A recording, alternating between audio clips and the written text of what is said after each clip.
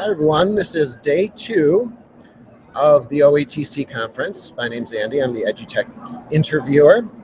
With me this morning, bright and early, is Sarah Schroeder from the University of Cincinnati School of Education. And Sarah, I saw your booth and I saw that you're doing online and blended learning. Can you tell us about what you're doing? Sure. We do a variety of things at the School of Education at the University of Cincinnati. We have an online graduate certificate for K-12 teachers in online and blended learning. And we also are really working hard to prepare our pre-service teachers to be better prepared for modern classrooms incorporating blended learning across our curriculum. So that's what I'm doing, is helping both our pre-service teachers and the in-service teachers we work with improve their pedagogical practices, learn the best tools, figure out how to adjust content for different types of learners in an online and blended environment. Online learning is really, I think, kind of roared on the scene over the last few years. Do you see that as a stable and future trend?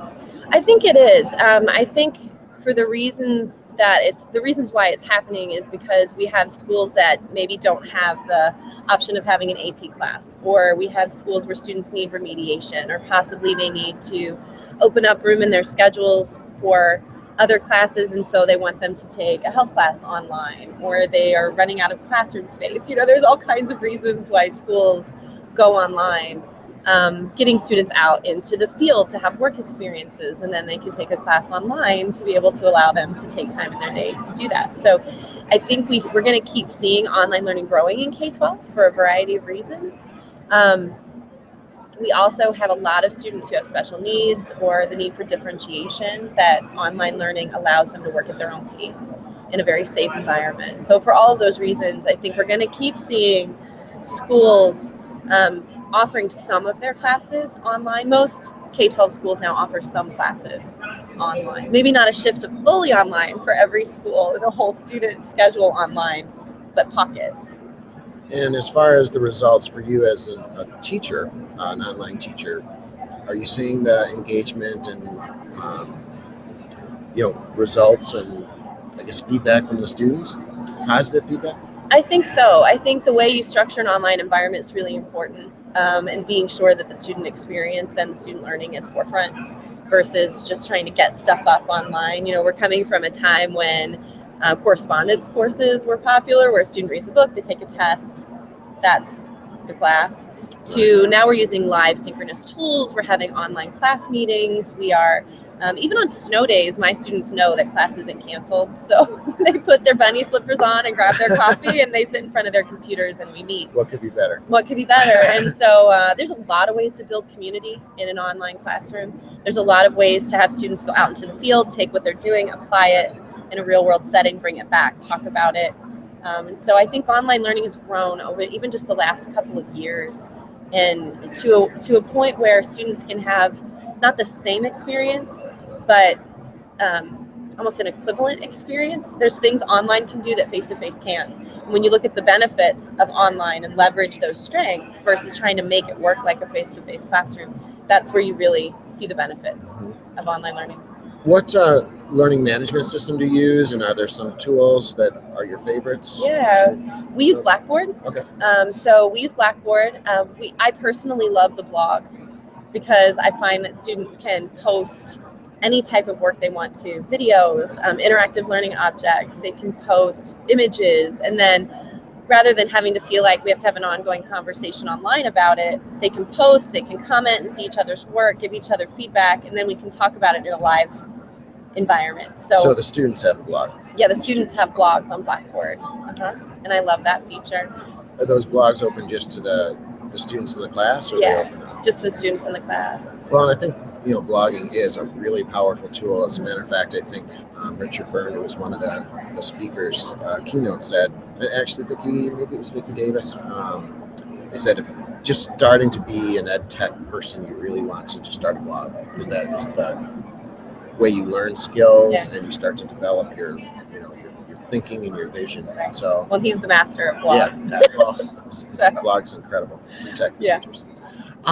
So just, I know you've hit on this a little bit, but tell me, from a teacher, an online teacher, what is the difference between online blended to the traditional teacher? Sure. Or some of the challenges, I guess. I think some of the benefits of online and blended learning is for students that maybe need a little more time to process information, who need to work ahead so that they can come into a classroom being ready to participate, that need to watch things multiple times sometimes, where you might only get information once in a face-to-face classroom.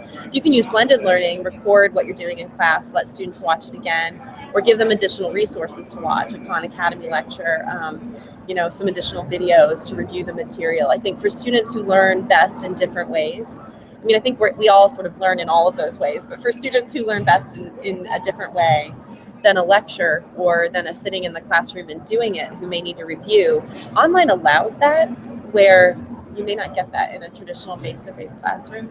And I think too, I'm a parent of a child who's autistic, and so for her to be able to watch things again or to be able to express herself in different ways than just in front of her classmates where she may not feel comfortable talking is incredibly powerful.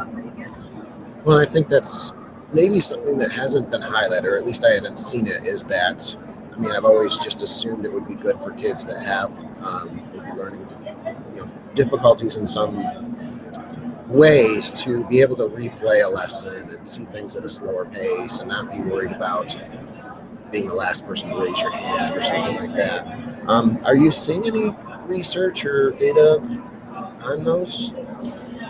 We have a partnership with ECOT, with the Electronic Classrooms of Tomorrow, a very large online school in the state of Ohio. And what they see, I know just from, I'm not sure about the exact numbers, but from what they tell us, is they see a lot of students with special needs who are coming into online education, the fully online schools, because they need additional remediation. They need a safe environment. Maybe they were bullied. Maybe they were, all kinds of reasons why these students want to get out of a traditional classroom. And so there's quite a bit of that happening. There's also a lot of room in online education for gifted students. So for students who want to be able to take their class time and do richer experiences, but they need to get through the coursework and they can do it at a faster pace, there's a lot of opportunities for gifted students as well.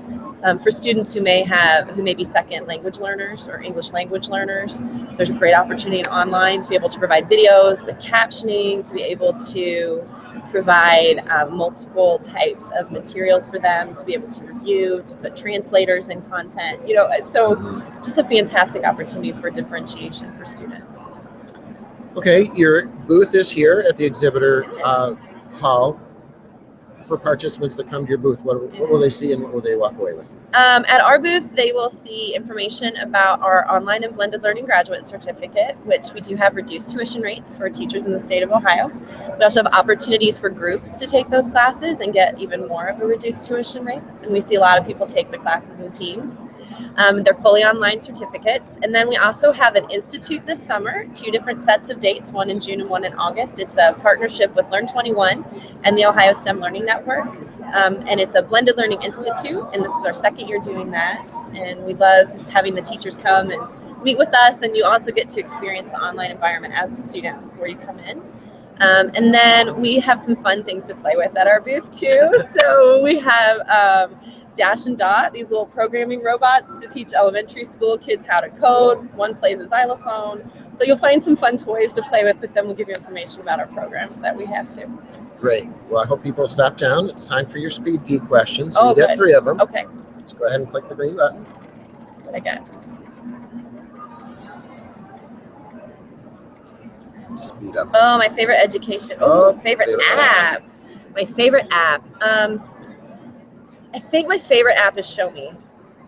That is a good one. I think that's my favorite app. It's so quick and easy to make an online lesson. It is. I know. And I love it for students to be able to demonstrate their learning too, and be able to process through in a critical way what they've done. Yeah, there's real power in that. Yeah.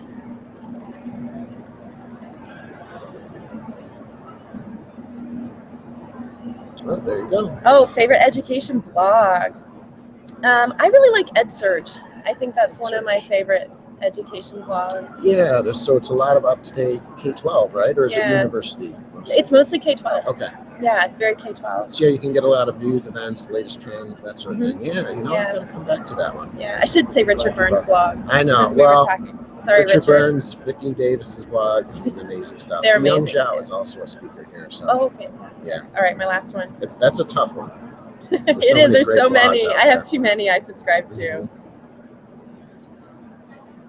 Oh, Mac, PC or Chromebook? I'm a Mac girl. Yeah. Yeah. I have all three, but Yeah. I like my Mac. That's where you trend to. That's where All I right. trend. Sarah, thank All you so right, much thank for stopping you. by, It's and great I hope meeting you stop by and see Sarah at her booth. Yeah, come see us.